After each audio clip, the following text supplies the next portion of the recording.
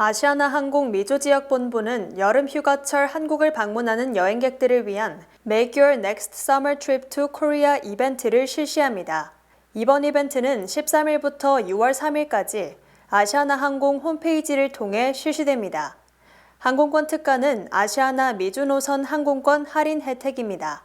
7월 5일부터 11월 27일 사이에 출발하는 한국행 항공권을 최대 30% 할인된 특가로 구매할 수 있습니다. 이와 함께 아시아나항공은 미주 노선 증편을 통해 고객들에게 보다 편리한 스케줄을 제공하고 있습니다. 5월부터 뉴욕과 인천 노선을 기존의 주간편 매일 운행과 함께 야간의 항공편을 주 5회 더 추가해 고객의 편의를 증진합니다. 현대 기아차 훔치기가 유행이 되고 있는 가운데 지난해 도난 신고가 많은 차량 1위부터 3위가 모두 현대기아차 차량으로 집계됐습니다. 비영리단체 전미보안범죄 예방협회가 조사한 2023년 최다 도난 차량 보고서에 따르면 지난해 현대차 엘란트라의 도난 신고가 약 48,500건으로 수백 개 모델 중 1위에 올랐습니다. 또 2위는 현대차 소나타로 약 43,000건의 도난 신고가 있었으며 3위는 기아 옵티마로 32,200여 건을 기록하는 등 현대와 기아차가 1위부터 3위까지의 불명예를 안았습니다. 이외에도 기아 소울이 2만 1,000여 건으로 5위에 올랐고 기아 포르테가 16,000여 건으로 8위, 기아 스포티지가 16,000건으로 10위에 오르는 등 도난 신고 상위 10위 중 현대기아차 생산 차량이 6종이나 포함됐습니다. 또 제너럴 모터스의 쉐보레 실버라도가 4위, 혼다 어코드가 5위를 기록했습니다. 미국을 대표하는 산업인 자동차 산업이 도랑에 빠져 허우적대며 자신감을 잃었다는 진단이 제기됐습니다.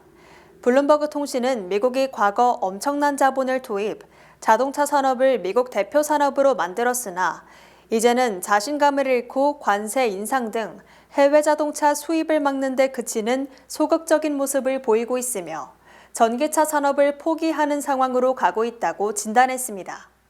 바이든 대통령은 18개월 전 인플레이션 감축법을 제정하며 5천억 달러를 투입, 전기자동차와 배터리 등을 만드는 등 미국 경제 활성화를 위해 가장 공격적인 조치를 취할 것이라고 주장했습니다. 하지만 이 같은 낙관주의는 이제 아주 먼 옛날 얘기가 됐고 미국의 자동차 업체들은 사실상 전의를 상실하고 투자를 줄이는 등 방어에 급급하는 모습입니다. 포드 자동차는 전기차 분야 손실이 늘어나자 투자를 120억 달러 줄일 것이라고 밝히고 전기차 배터리 주문도 축소, 한국의 SK온, LG 에너지 솔루션 등이 배터리 재고로 몸살을 앓고 있습니다.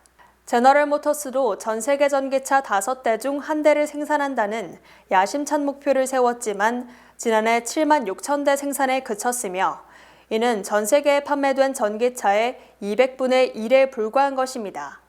테슬라 역시 인력의 10%를 줄이고 충전 시스템인 슈퍼차지 팀은 해체하는 등 전기차 판매 목표를 달성하지 못하고 있습니다. 특히 미국의 자동차 업체들은 2008년 금융위기 이후 해외 분야 사업을 줄이는 등 경쟁력을 잃음에 따라 점차 소극적인 방어 모드로 임하면서 자신감을 상실한 모습입니다. 테슬라가 새로운 모델인 Y를 구매할 경우 시장금리보다 대폭 낮은 0.99%의 할부금리를 제공하기로 했습니다. 기존 이율은 6.49%였습니다. 모델 3의 할부금리는 여전히 6.49%입니다. 모델 Y의 기본 모델에 대한 계약금이 $4,250인 경우 새로운 할부금리가 적용될 경우 신규 구매자는 한 달에 약 $100를 절약할 수 있습니다. 테슬라는 고급 EV 시장의 성장이 둔화되고 중국 등 해외 시장에서의 경쟁이 심화되면서 2022년 말부터 지속적으로 가격 인하와 인센티브 제공을 늘려왔습니다. 2023년에는 가격 인하 효과로 2022년에 130만 대에서 180만 대의 차량 판매가 이뤄졌습니다. 그러나 2024년에는 가격 인하가 그 같은 판매 증대 효과가 거의 나타나지 않습니다. 미국이 동맹국들의 대중국 디커플링을 유도하면서 올해 1분기 미국이 중국을 제치고 독일의 최대 무역 파트너로 부상했습니다.